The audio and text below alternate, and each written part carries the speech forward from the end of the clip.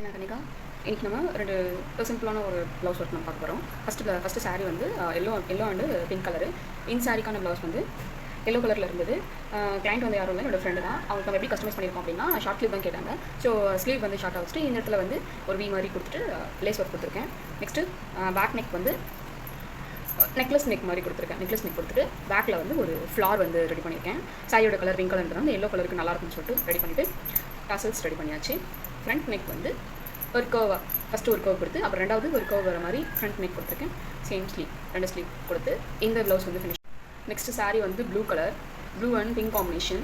இந்த காம்பினேஷனுக்கு பிங்க் கலரில் வந்து ப்ளவுஸ் இருந்துச்சு. ஸோ ரவுண்ட் நெக் கொடுத்துட்டு back and front round neck கொடுத்துட்டு ஷார்ட் ஸ்லீவ் தான் இதுவும் கேட்டிருந்தாங்க. ரெண்டுத்துக்குமே பைப்பிங் அட்டாச் பண்ணியிருக்கேன். பைப்பிங் வந்து கிளாத் வந்து வெளியே தெரியாது, அந்த மாதிரி அட்டாச் பண்ணியிருக்கேன்.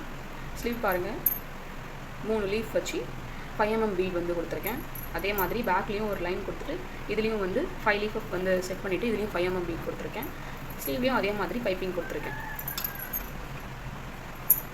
இதே மாதிரி உங்களுக்கும் ப்ளவுசஸ் வந்து கஸ்டமைஸ் பண்ணோம் அப்படின்னா ஸ்க்ரீனில் தர நம்பருக்கு காண்டாக்ட் பண்ணுங்கள்.